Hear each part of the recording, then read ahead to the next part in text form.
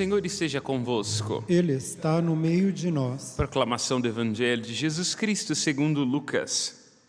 Glória a vós, Senhor. Naquele tempo disse o Senhor: ai de vós, porque construís os túmulos dos profetas, no entanto foram vossos pais que os mataram. Com isso vós sois testemunhas e aprovais as obras de vossos pais, pois eles mataram os profetas e vós construís os túmulos.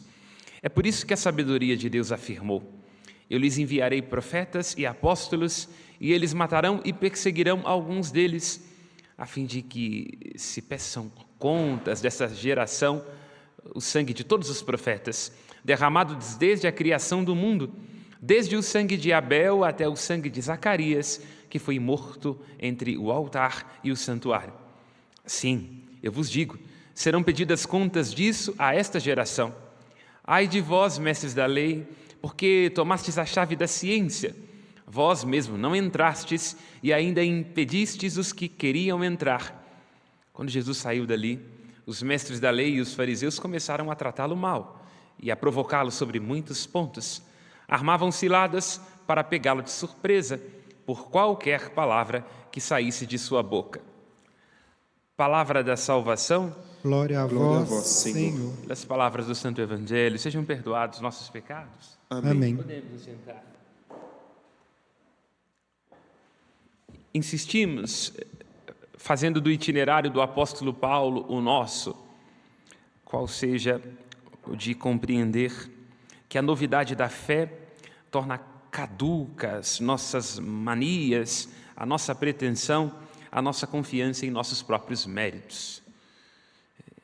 Nós somos uma sociedade que tem as suas teologias, teologia do empreendedorismo, teologia da prosperidade, maneiras de reproduzir o mesmo fenômeno denunciado pelo apóstolo Paulo, par e passo, na primeira leitura. Uma confiança em nós, naquilo que nós podemos fazer, como se algum de nós, por seu conhecimento, por sua pretensa virtude e por sua conta bancária, pudesse exigir dos outros e, sobretudo, de Deus alguma coisa. Não, relembra o apóstolo Paulo, toda a glória deste mundo é inevitavelmente vã, porque toda a criação pereceu por vaidade, todos pecaram e estão privados da glória de Deus, diz o apóstolo Paulo no versículo 27. Esta é uma consciência libertadora, a consciência da própria fraqueza, a consciência dos próprios limites, desconsiderando-a, muitos se perderam, seja por temeridade, arriscando coisas que não eram capazes de fazer, seja por aquilo que lembra Padre Antônio Vieira num dos seus sermões: quem quer mais do que lhe convém, acaba perdendo o que quer e o que tem, seja por soberba. A soberba, estarmos cheios de nós mesmos, nos degenera. A consciência libertadora, a mais libertadora de todas as consciências, é de que nós somos frágeis, limitados, aquela máxima socrática, que marca o início da filosofia ocidental: eu sei que nada sei, porque na verdade o conhecimento, a verdade, estão muito mais próximas da dúvida do que da pretensão do acerto. Há pessoas cheias demais de si mesmos e que acabam se privando de deixar que habite nelas a verdade de Deus, a verdade das coisas como elas são. Todo movimento de conhecimento, ele pede um esvaziamento, como vai lembrar o mesmo apóstolo Paulo na carta aos Coríntios: se alguém julga conhecer alguma coisa, ainda não conhece como é necessário conhecer, porque o conhecimento incha, diz o apóstolo Paulo, mas somente o amor é capaz de edificar. O apóstolo Paulo, na sua insistência, a fé que é um território em disputa, dirigindo aos romanos, assim assevera no versículo 21, irmãos, agora manifestou-se a nós uma justiça de Deus que não depende da lei. É uma justiça mediante a fé e do qual dá testemunho a lei e os profetas. O conceito de justiça, ele é muito amplo desde o ponto de vista bíblico. No Antigo Testamento, de Tzedakah, no Novo Testamento, de Caiocine, é muito complicado da gente entender, porque cada vez que a gente traduz uma palavra, a gente atrai. Porque na nossa compreensão ocidental, porque nós seguimos uma tradição que é chamada tradição romano-germânica, justiça, ela tem uma função retributiva ou corretiva. Quando alguém nos rouba alguma coisa, é justo que devolva. Quando alguém comete um crime, é justo que vá para a cadeia, para pagar aquilo que cometeu, não por vingança, e que, inclusive, possa restituir o seu erro. Mas no sentido bíblico, a justiça é uma coisa um pouco diferente disso, porque a justiça de Deus não é como a nossa justiça humana. Inclusive, o Cristo alerta sobre isso no Evangelho de Mateus. Se a vossa justiça não superar a justiça dos fariseus e dos mestres da lei, não entrareis no reino dos céus. A justiça dos fariseus e dos mestres da lei é uma justiça sobre si mesmo, de quem ainda se leva muito a sério e, portanto, se julga melhor do que os outros. A justiça dos fariseus e dos mestres da lei é aquela, como lembra Hamlet, onde o preço do crime compra o juiz. Assim como a justiça de alguns países por aí, certamente não o Brasil. Nós não temos aqui problema com os juízes. Nós estamos dizendo de outras nações, não vou nem nominá-las, não é? Como sempre brinco, não tenho dinheiro para pagar advogados. Mas a justiça do reino dos céus, não. Ela pode ser exemplificada num conto da sabedoria Sufi. Diz que, num determinado momento, as crianças estavam brincando. E elas recebem de alguém, várias crianças, num campo, poderíamos dizer, balas, e elas ficam em dúvidas, como é que elas vão distribuir entre elas as balas que elas acabaram de receber?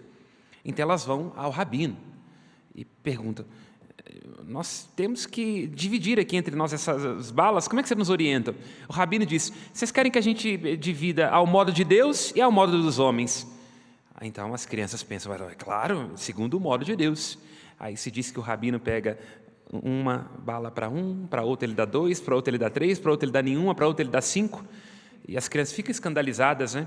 Porque assim é a justiça de Deus, hein? Não é conforme a aparência, não é conforme o nosso cálculo. Deus distribui segundo a sua graça, porque o número em Deus é mais do que número. Em Deus há divisões que multiplicam. Às vezes o que é pequeno, o que é singelo, pode se tornar uma grande coisa. O grande desejo da vida de Santa Teresinha era ser no jardim de Deus, que tem flores como Santa Teresa d'Ávila, um gramado. Porque, embora sem a beleza da flor, é no gramado que o Cristo poderia descansar os seus pés, entende?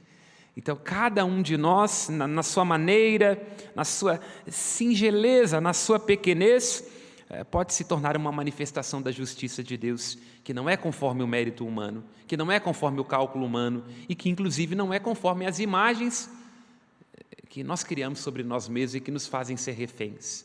A gente que sofre, porque projeta no olhar dos outros uma imagem de aprovação e está o tempo todo tendo que forçar para se caber no coração do chefe, do padre, do bispo, desta ou daquela pessoa, não consegue encontrar um valor em si mesmo e tem que estar o tempo todo, então, mendigando outro amor, se esforçando para se caber, quando não sendo hipócrita, aparentando uma vida que não leva, trazendo para fora, como um sepulcro caiado, algo que disfarça a podridão de sua interioridade. A justiça que se manifestou, lembra o apóstolo Paulo, é mediante a fé.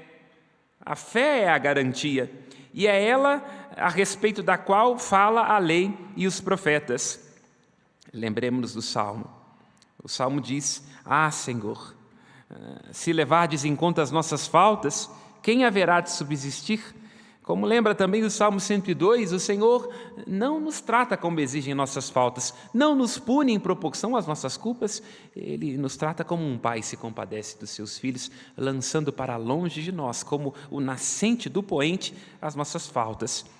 Assim como reza o salmista do Salmo 24, não leveis, Senhor, em conta os pecados de minha juventude, esta deve ser a nossa consciência, porque na medida em que nos tornamos humildes, em que não nos levamos a sério, em que sabemos que nada sabemos, nós podemos nos encher da graça de Deus, que tudo sabe e que é a verdade. Como lembra o canto antiquíssimo do Dies Irae, musicado por Mozart no seu Requiem, Dies irae, dies illa, sovel século, teste David concebila, dia da ira, dissolverão os séculos. Quantos tremor futuros, quanto tremor se espera no futuro, vis justus sit securus, nem o justo estará seguro. Certamente nós iremos ver lá no dia do juízo final uma vizinha, esta ou aquela pessoa dentro da igreja, muito ciosa das próprias virtudes, muito cheia de manias, de leis, de ordens, de plumas, de neurose e de paietês, com o rosto coberto de vergonha. Porque, como lembra também as Escrituras, se Deus achou imperfeição até entre os anjos, não vai achar em nós e na nossa vizinha? Prossegue o apóstolo Paulo: nós somos justificados mediante a fé, é pela graça. A graça é a garantia, é o que garante a nossa salvação, não o nosso mérito, não a nossa pretensão, mas a graça de Deus, que é um outro conceito muito fecundo, porque graça no hebraico é hesed, no grego é charis, e, como lembra o filósofo Pondé, a graça é um conceito que os judeus trouxeram para justificar o fato de que Deus faz aquilo que lhe apetece. Para entender o que é graça no sentido estrito, a gente tem que ter passado em algum momento da vida com alguma pessoa, seja com o marido, seja com os filhos, aquela vontade de voar no pescoço da pessoa e esganar. Se é marido, vontade de perder o réu primário. Se é filho, dizendo aquela frase que eu sempre digo, que toda mãe já disse para o filho: você fica quietinho aí, porque eu te trouxe a esse mundo e eu posso te tirar. Então, graça é isso, graça e rahamim, no hebraico é isso. É uma coisa que vem de dentro de Deus, do rahamim, do útero, que faz Deus se voltar contra Ele mesmo. E essa é a justiça de Deus, o momento em que Ele poderia exercer a sua ira, porque todos nós pecamos, diz o apóstolo Paulo, citando Jojo Todinho, não estou brincando, isso é prolongo, é Valesca, né, no Jojo Todinho, é outra fanqueira, seria tiro, porrada e bomba para todo mundo? Porque tanto o judeu quanto o grego não merecem a graça de Deus. O judeu porque teve lei, porque tinha Moisés, tinha os profetas, e porque inclusive matou os profetas. E os gentios também não merecem, porque eles tinham na própria criação um testemunho da bondade de Deus e a ignoraram. Lembra o apóstolo Paulo nos versículos que lemos anteontem e ontem. Então não sobraria para todo mundo. Mas Deus, no momento em que poderia exercer o seu juízo, a sua ira, Ele manifesta a sua dikaiosine, a sua justiça. Ele tempera a sua justiça, porque o amor que Ele tem para conosco, o seu desejo de que nós nos salvemos, porque Ele é rico em misericórdia, o faz fazer aquilo que toda mãe também experimenta, não é? No momento em que teria todos os motivos para esbravejar, para perder o réu primário, ela lembra que aquele que está diante de si com as suas traquinagens, ainda que com barba no rosto, é fruto do seu útero, né? E o amor, quando ele é verdadeiro, ele não pode ser infiel a si mesmo. Ele tudo crê, tudo espera, tudo suporta. O amor nunca se cansa. Este, como nós cantamos, celebramos, e está em toda a estrutura do Antigo e do Novo Testamento, é o amor de Deus por nós, como um pai e com o amor de mãe, lembra os Salmos. Esta é, lembra o apóstolo Paulo no versículo 25, a demonstração da justiça de Deus. Enquanto a nossa justiça humana é conchavo, enquanto a nossa justiça humana pode ser comprada, a justiça de Deus não. Ela se estabelece com uma sentença cujo grande objetivo é salvar, resgatar, reconciliar. Por quê? Porque Deus faz por graça, porque Ele faz como lhe convém, porque Ele não faz porque nós merecemos. Agora, quero me ater aqui a esta preposição, porque no grego, quando não estava tendo que preocupar com Serra da Piedade, valor de preservação, mineradora, isso ou aquilo, eu tinha tempo para estudar grego. Agora eu vou lendo de vez em quando. No grego, o importante são as preposições, porque elas que articulam. Então, no grego, a expressão justiça de Deus é dikaiosine tu teu. Só que qual que é o problema? Essa expressão ela é ambígua no grego, Porque este tu, que é a preposição de, ele pode ser traduzido em dois sentidos. Do ponto de vista de uma justiça que é posse de Deus, justiça de Deus, como por exemplo, este é o carro de fulano, esta é a casa de Beltrano, alguma coisa que Deus possui e que, portanto, Ele pode entregar. E um outro sentido ainda amplo, que é o sentido descritivo, do ponto de vista de que esta justiça é Deus mesmo, entende? No sentido de que aqui é um caracterizador, né? É o adjunto adnominal, no sentido de que Deus mesmo é a justiça que vem dele, que tem origem em Deus. Então, nessas duas perspectivas, nós vemos a beleza e a fecundidade do texto. Tanto Deus possui uma justiça que Ele nos entrega, e Ele pode entregar porque Ele é todo graça e todo copiosa redenção. Ele nos concede a justificação mediante a fé, porque a fé é a resposta que nós damos ao dom de Deus, entende? Ele vem até nós com a sua revelação, se mostra, nós o acolhemos com fé, e assim Ele nos concede a justiça. Mas ela não é só uma coisa que Deus está dando dele, é Ele mesmo que se dá na justiça.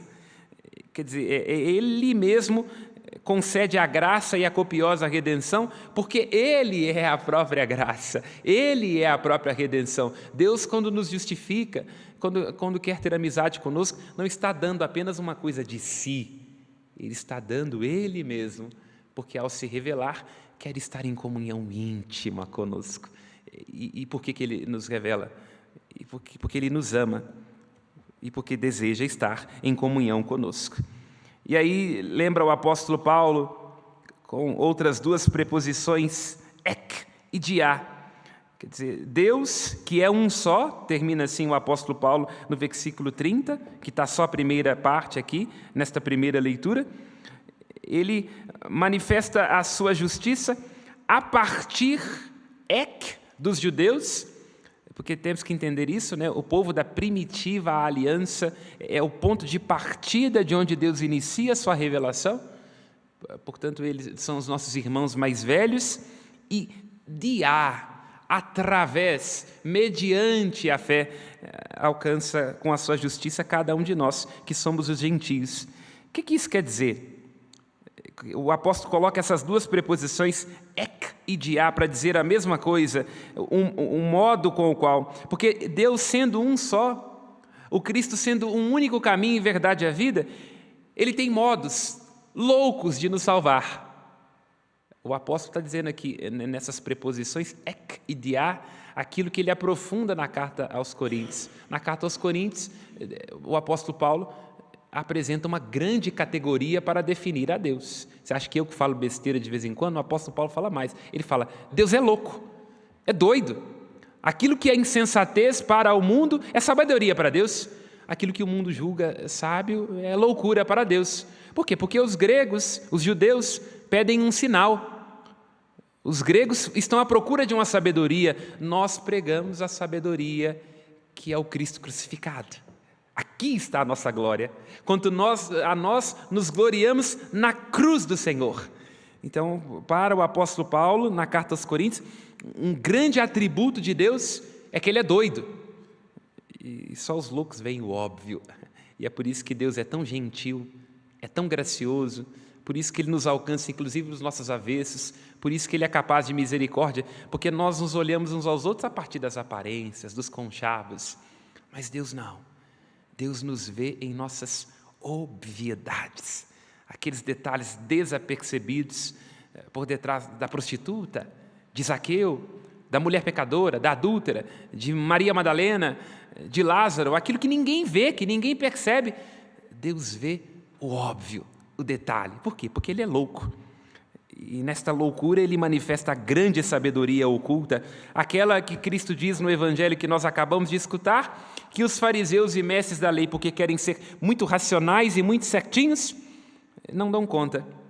Aqui um conselho muito pessoal. Se você encontrar alguém que é muito certinho, que tem sempre certeza, alguém que sabe de tudo, alguém que diz que é bem resolvido, sobretudo se o assunto for sexo ou dinheiro. Dê 2 passos para trás, porque você está diante de um louco. É isso mesmo. Nenhum de nós é totalmente certinho. Todos temos os nossos avessos, todos nós temos os nossos senãos, as nossas interdições. E é aí que se manifesta a sabedoria de Deus, que é oculta, que é inconveniente. Jesus era um cara inconveniente. Os fariseus até tentaram negociar com ele, conversar com ele, mas ele começou a falar um tanto de coisa inconveniente e eles terminam o evangelho de hoje, dizendo que eles arranjam um jeito de tramar para matá-lo e começam a tratá-lo mal, porque tentaram fazer os conchavos com ele. Ele não se vendeu ao erro, porque encontrou uma verdade que vale mais do que a vida. Esta verdade que é o detalhe, diante do qual nós não podemos retroceder. E Jesus pede que nós tomemos cuidado com isso, não desprezando esta sabedoria do detalhe, do óbvio, a singeleza, a graça de Deus. A graça é uma coisa tão ínfima como o vento, como um sopro, porque do contrário nós vamos guardar, vamos reter, vamos nos exibir, vamos trancar, e aí terminamos conduzindo nós, nossa igreja, nossa família, para o inferno, como lembra aqui Jesus.